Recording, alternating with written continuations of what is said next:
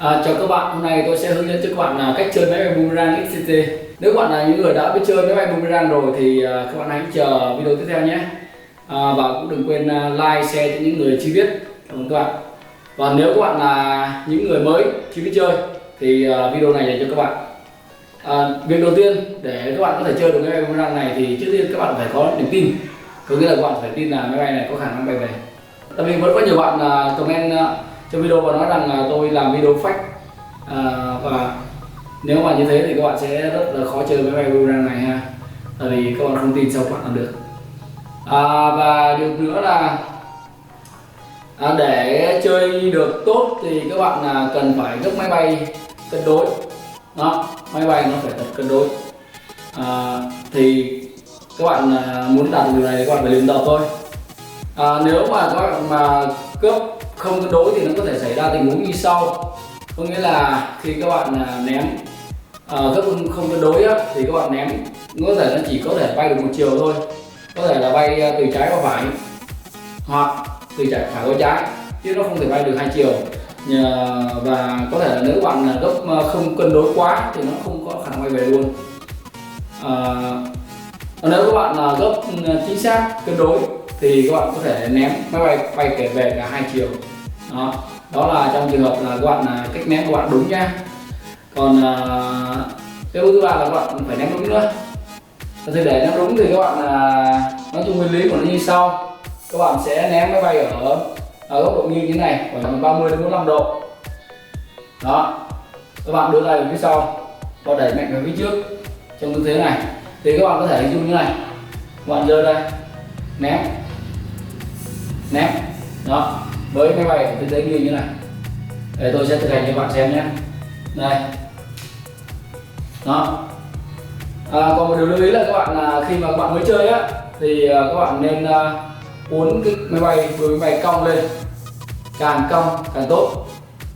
Tại sao là như vậy? Tại vì khi các bạn uốn đuôi máy bay càng cong á thì cái bay sẽ càng dễ bay về. Tuy nhiên thì cái đường bay của nó sẽ ngắn, nó không được đẹp. Nhưng mà do là các bạn mới chơi thì các bạn nên uốn cong, tại vì nó như vậy nó dễ bay về hơn. Đó, khi các bạn chơi mà tốt rồi thì các bạn có thể là duỗi lại, tức là làm cho nó đuôi nó bớt cong đi thì cái đường bay nó sẽ xa hơn và nó đẹp hơn.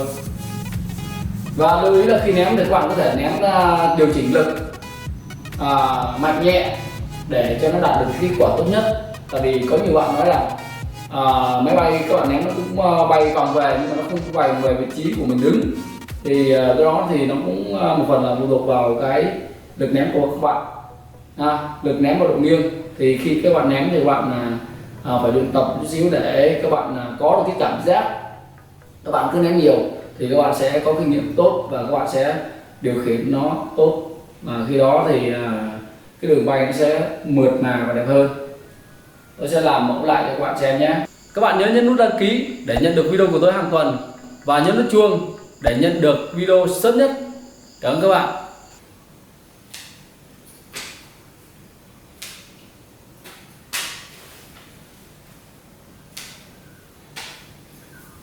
Còn ném trái tay thì các bạn cũng có thể ném trái tay thì nó cũng hơi khó, thì các bạn có thể ném như này, cũng nghiêng 30 đến 45 độ, từ để phía sau kéo ra phía trước rồi thả tay. Các bạn có thể làm như này ha, ném. Đó, thì tôi sẽ thực hành lại cho các bạn xem. Đây, ném. Hoặc là các bạn có thể để trên đầu như này cũng được. Đây, ta cũng để nghiêng ha, ném. Đó. Và tôi sẽ duỗi máy bay ra để cho các bạn thấy là máy bay nó sẽ bay xa hơn.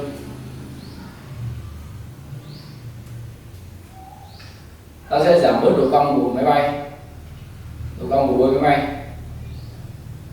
và ta sẽ được kết quả là máy bay nó sẽ bay xa hơn.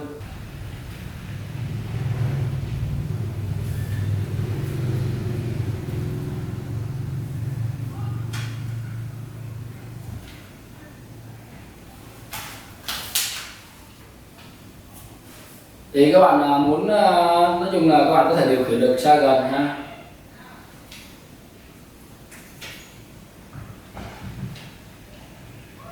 Đó.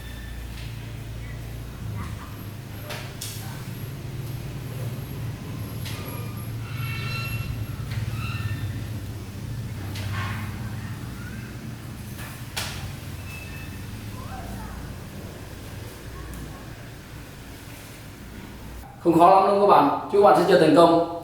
Và đừng quên like, chia sẻ cho những người chưa biết tới môn chơi này.